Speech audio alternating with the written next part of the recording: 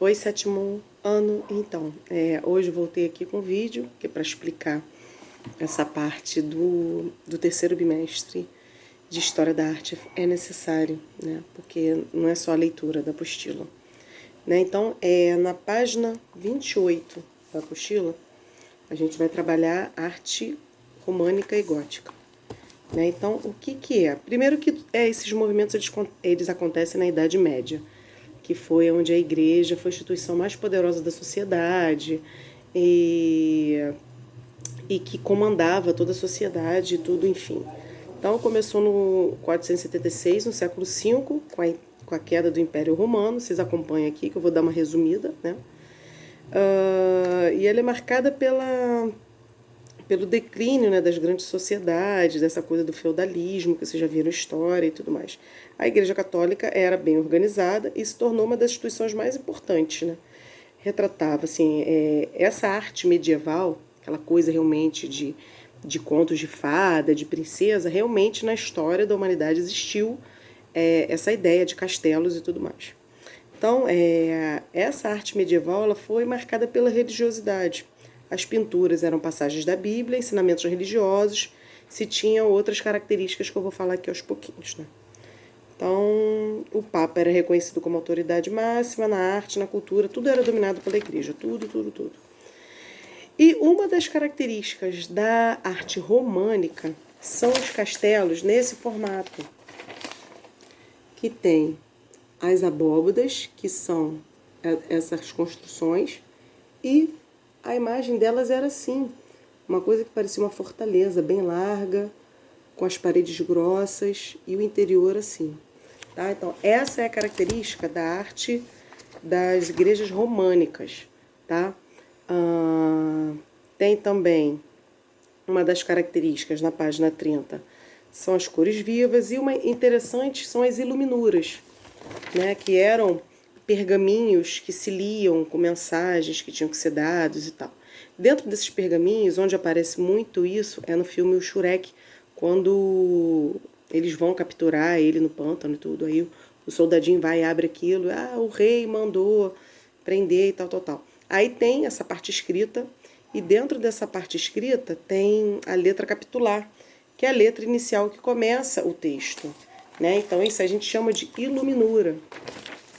Na página 31, tem um bom exemplo aqui de como eram as iluminuras. Tá vendo? Isso aqui era um pergaminho enroladinho e se lia o que estava escrito aqui. Isso aqui é uma letra capitular, sempre com imagem religiosa, tá? E depois disso começou o estilo gótico, tá? Diferente do românico, ele tinha um estilo vertical, tá? As igrejas, as catedrais góticas, elas eram bem mais verticais, porque a românica ela era larga, né? Essa coisa de fortaleza, das guerras e tudo mais. A gótica não, ela era mais vertical. E tinha os godos, né, que era um povo bárbaro de origem germânica, que invadiu o Império Romano, causou muita destruição. Com o passar do tempo, o nome gótico ficou definitivamente relacionado à arquitetura de arcos ogivais. Né? Foi um pouquinho do românico, né, mas o que mudou realmente foi isso. E os edifícios eram mais altos porque dava a ideia de que você estava mais próximo do céu, mais próximo de Deus. Então aqui, ó, tem um exemplo que rapidamente a gente consegue ver qual que é a igreja gótica. Tá vendo? Ela é bem mais altinha, ela tem uma altura e tem esses arcos, tá? Não chega a ser um arco pleno, é um arco com uma pontinha aqui, ó. Uma característica da igreja gótica. Nessa coisa do movimento gótico tem um pouco a ver sim, tá? Então, na 32 tem alguns artistas góticos, tá?